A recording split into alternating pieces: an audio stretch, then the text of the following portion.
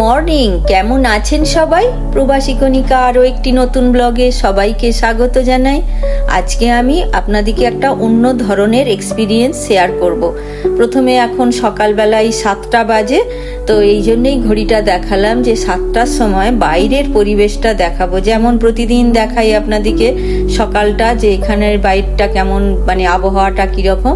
এইটা দেখতে পাচ্ছেন, এইটা হচ্ছে আমাদের এখানে একদম ডিজাস্টার চলছে। মানে হঠাৎ করে পোলার ভোর্টেক্স ফ্লেয়ার আপ হয়েছে, মানে উত্তর মেরু থেকে একটা প্রচণ্ড তীব্র ঠান্ডা হাওয়া, ফ্রিজিং রেন, মানে ঝড়ের মতো হচ্ছে, সাইক্লোনের মতো।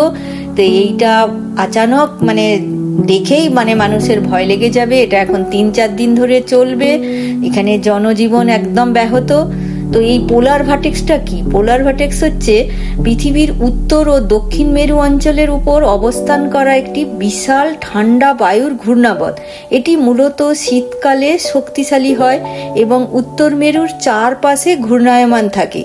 যখন এই ঘূর্ণাবর্ত দুর্বল হয়ে যায় বা ভেঙে পড়ে, তখন এর কিছু অংশ দক্ষিণেতে নেমে আসে, যার ফলে কানাডা আর প্লাস তার পাশাপাশি যে যুক্তরাষ্ট্র, সেখানেও কোনো কোনো জায়গাতে তীব্র শীতল আবহাওয়া দেখা যায়। এই যে দেখতে পাচ্ছেন এই নীল রঙের যেটা, এটা হচ্ছে কোল্ড হাওয়া, একদম ঠান্ডা তীব্র ওই হাওয়াটা, ওইটা আসছে, ওইটা হচ্ছে দেখাচ্ছে যে এখানে তৈরি হয়েছে, ঘূর্ণাবর্ত সব তৈরি হয়েছে। আর এই যে আর একটা হলুদ অরেঞ্জ কালারের, ওইটা হচ্ছে কমলা সতর্কতা, মানে অ্যালার্ট করছে সবাইকে। আর এই যে গোল গোল করে ঘুরছে এই দিকটা দেখতে পাচ্ছেন বাঁ সাইডের এখানে, এইটা সেই আমাদের ওখানে যেমন সাইক্লোন হলে, যেমন ঘূর্ণিঝড় হলে ওরকম তৈরি হয় সমুদ্রের উপর। আর এইটা হচ্ছে এই কানাডা, এই মাঝখানটা কানাডার এই যে প্রত্যেকটা স্টেটগুলো দেখছেন, যেখানটা ডার্ক ব্লু মানে নীলটা বেশি ঘন, সেখানে বেশি 70-80 কিলোমিটার, কোথাও 90 কিলোমিটার বেগে ঝোড়ো হাওয়া দিচ্ছে, তার সঙ্গে সঙ্গে ফ্রিজিং রেন। মানে এত কষ্টকর লাইফটা। অথচ দুদিন আগে দেখুন, আপনাদেরকে এই জন্যই এইটা দেখাচ্ছি, একদম পরিষ্কার হয়ে গেছিল, কোথাও কোনো বরফ ছিল না, আকাশ পরিষ্কার, রাস্তাঘাটে বরফ নেই। আমি এর আগের ভিডিওতে বললাম না যে বরফ বোধহয় চলে গেল, এবছর আর আসবে না। এপাশে দেখলাম খরগোশের বাচ্চারাও বেরিয়ে পড়েছে, এই যে ঝলমলে রোদ। এই জন্যই এইটা দেখাচ্ছি, তো আপনারা বুঝতে পারবেন, যে কম্পেয়ার করতে পারবেন যে দুদিন আগের কি আবহাওয়া আর আজকের কি।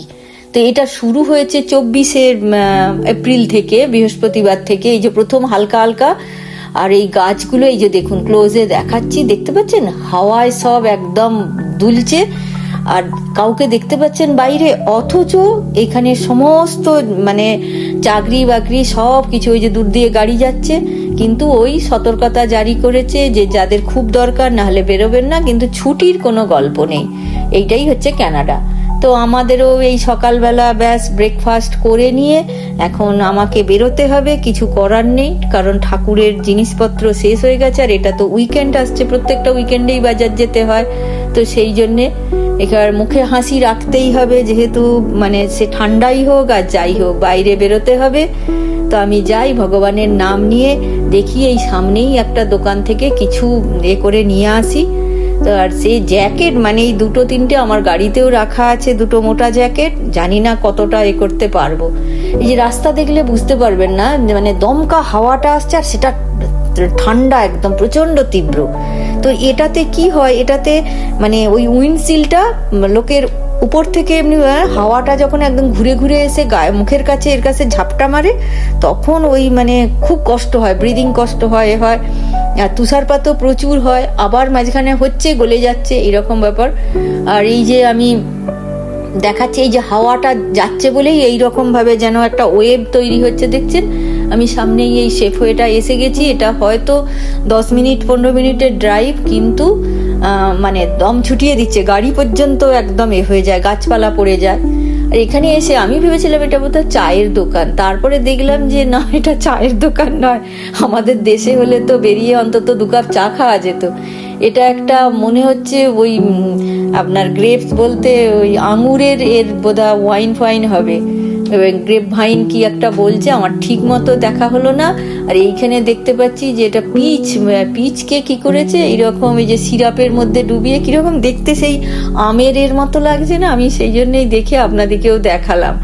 তো দিয়ে দোকানের ভেতরে কোনো রকমে ঠাকুরের জিনিসটা নিয়েই বেরিয়ে যাব। এই যে একটু কর্ন বাড়িতে চলে এসেছি প্রথম কথা, আর রাস্তা আর দেখায়নি এই ব্লিজার্ডেতে।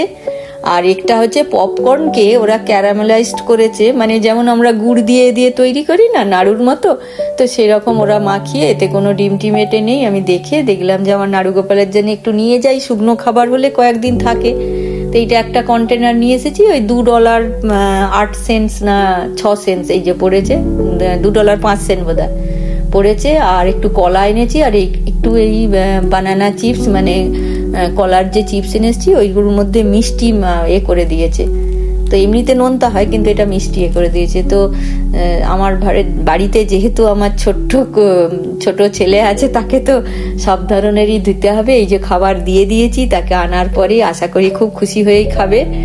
আর আমি ওইটার কারণেই আমার দোকানে যাওয়া, একটু দুধ, ফল, ব্রেড আর তার খাবারটা। বাকি মোটামুটি যা জিনিস ছিল চলে যেত বাড়িতে, কিন্তু ঠাকুরের তো আগে ব্যবস্থা করতে হবে, আর ঠাকুরই রক্ষা করবে, তাই না? তো চলুন, এই যে আমার গোপালকে দর্শন করিয়ে দিলাম, এরপরে একটুখানি রান্না করি। এমনিতে তো ভালো লাগছে না এই ঠান্ডায় ঘুরে এসে আর রান্না করতে, কিন্তু এই মাছটা রেখেই গেছিলাম বাড়িতে, যে এটা করে দিয়ে। এটা হচ্ছে ম্যাকরেলটা এমন কিছু দাম নেয়নি, $10 নিয়েছে, প্রায় 1 কেজির ওপর।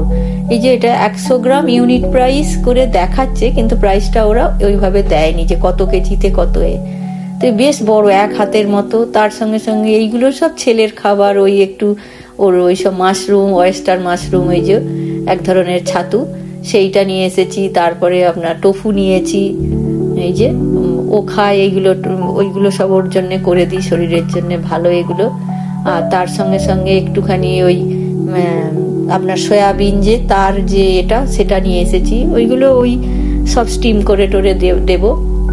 আর মাছটাও স্পেশালি ওর জন্য, ও আর ওর বাবা খায়, কিন্তু আমি অত সামুদ্রিক মাছ খাই না। তবে ওদের পাল্লায় পড়লে তো একটু আধটু খেতেও হয় রান্না করার পরে, কারণ এই সামুদ্রিক মাছগুলোতে এত স্ট্রং ফ্লেভার না, আমার ঠিক লাগে না। আমার দেশি মাছের যে সেটাই ভালো লাগে। আবার আমার ছেলে উল্টো বলে যে তোমাদের মাছগুলোতে বেশি গন্ধ লাগে, সামুদ্রিকগুলো ভালো হজম করার সুবিধা। আর অত বেশি করে দেখালাম না। এই যে মোটামুটি একটুখানি এই যে দেখছেন বড় বড় চাকা হয়েছে, একটু ভেজে নিয়ে একটু ম্যাড্রাস কারি করব। তো ওই যে দেখালাম পেঁয়াজ আর রসুনটা ওটা ভেজেছি, দেওয়ার পর তারপরে টমেটো দিয়ে আর একটু ম্যাড্রাসি মশলা দিয়ে, ওদের ম্যাড্রাসি মশলায় টকও থাকে, আর একটু কারি পাতায় কাঁচা লঙ্কা চেরা দিয়ে একটা মোটামুটি ওই তেল ঝালের মতো করছি। আর তার সঙ্গে সঙ্গে ব্যাস এমনি তরকারি দেখি আর কি করা যায়, একটু হয়তো ওর সঙ্গে আলু সেদ্ধ করে আলু ভাতে দিয়ে দেবো, একটু বেগুন ভাজা, এরকম করে এবেলাটা চালিয়ে নেবো। কারণ আর কিছু রান্না করতে ভালো লাগছে না, মানে ঠান্ডায় আসার পর না মাথাটা পুরো ধরে গেছে একেবারে। তো একটুখানি ব্যাস চা নিয়ে বসেছিলাম। তো এই যে ওই গরম আর ঠান্ডার জন্যেই এই পোলার ভার্টেক্সের এটা হয়। পোলার ভার্টেক্সটা হয়ই একদম যে কখনো টেম্পারেচার আপস অ্যান্ড ডাউন। আর আজকে হচ্ছে এটা তার একদিন পরে আজকে হচ্ছে এটা শনিবার। এই যে যখন আমি এটা দিচ্ছি, এই যে বাচ্চারা দেখছেন এখন অনেকটা কমেছে, কিন্তু বরফ কিভাবে স্তূপকার ভাবে জমেছে দেখতে পাচ্ছেন। আর বাচ্চাদিকে কখনো আটকে রাখা যায়, ওদিকে ছাড়তেই হয়, তারা তাদের অ্যাক্টিভিটি শুরু করেছে। দেখুন, একদিক দিয়ে ভালো, ওদেরও তো এক্সারসাইজ দরকার, বাড়ির মধ্যে বন্দি থাকতে পারে। স্কুল কিন্তু খোলা ছিল, স্কুলে কোনো নয়, তবে ওই বাড়ির বাইরে যখন ঝড়ের এটা হচ্ছিল তখন হয়তো ক্লাসরুম থেকে বেরোতে দেয়নি। কিন্তু ওদের আবার না বেরোলে ওদেরও মানে এক্সারসাইজ হবে না, ওরাও ইরিটেট হবে, ওই জন্যে একটু করে বের করতে হয়। তবে সবাই গার্ড দিয়ে করে রাখে, ছোট বাচ্চাদের কথা বলছি। আর এরা রাস্তাঘাটে গাড়িও মোটামুটি ভালো করে চলতে পারছে না, আটকে যাচ্ছে হচ্ছে, মানে একদম আমাদের জনজীবন এত ব্যাহত হয় কি বলবো। তারপরে আপনার বিদ্যুৎ সরবরাহ যেখানে উপর দিয়ে হয়তো কারেন্ট গেছে, সেইগুলোর খুঁটি গাছ পড়ে যায়, তো এইটা একটা বিশাল আমাদের জন্যে মানে খুব খুবই কষ্টকর। আর এই কানাডায় সব থেকে বড় কথা জানেন, কোনোদিনই জ্যাকেট ছাড়তে পারবেন না। কোথায় ভেবেছিলাম জ্যাকেট ট্যাকেটগুলো কেচে এবার তুলে দেবো, এপ্রিল মাসের শেষ। আর গত বছর কিন্তু এরকম একেবারে ছিল না। গত বছর এই সময় পুরো স্প্রিং হয়ে গিয়ে খরগোশের বাচ্চারা তারা মাঠে ঘুরছিল, গাছপালাতে মানে সবুজ ভাব এসেছিল, যেহেতু বরফের পরে সব শুকনো হয়ে যায়। আর এই যে দেখুন রাস্তায় দেখতে পাচ্ছেন গাড়িগুলো আটকে যাওয়ার মতো করে একটু একটু করে স্লো করে, সেখানে ক্রু মেম্বার ওই দূরে দেখুন স্নো ক্লিন করতে এসেছে, মানে গাড়ি বেরোবে না তো। তা আমাদের মানে এই কানাডায় এই শীতের ভয়ঙ্কর রূপ দেখতে দেখতে আমরা যেন নিজেরাই সত্যি মানে পাগল হয়ে যাচ্ছি। আমাদের দেশে গরমের এক জ্বালা, আমাদের এখানে শীতের আর এক জ্বালা। তো আমি এবার ভেবেছি যে আর বলবোই না, যে এবছর যেভাবে জ্বালাচ্ছে আর তো 3-4 মাস বাদে বোধহয় আবার ঠান্ডা পড়ে যাবে। তার মানে এখানের ঠান্ডা বোধহয় কখনোই যাবে না, দিনকে দিন আরো বাড়ছে বই কমছে না। তো এইটাই ছিল ভিডিওটা। তো আশা করি আপনাদের ভালো লাগবে। যদি ভালো লাগে প্লিজ একটা লাইক, কমেন্ট আর একটু শেয়ার করবেন বন্ধুদের সঙ্গে। আর আমার চ্যানেলে নতুন হয়ে থাকলে চ্যানেলটাকে সাবস্ক্রাইব করে বেল আইকনটা প্রেস করে দেবেন। সবাই ভালো থাকবেন, সুস্থ থাকবেন, আনন্দে থাকবেন। দেখা হবে আবার একটা নতুন ভিডিওতে। আজ তাহলে রাখি, টাটা।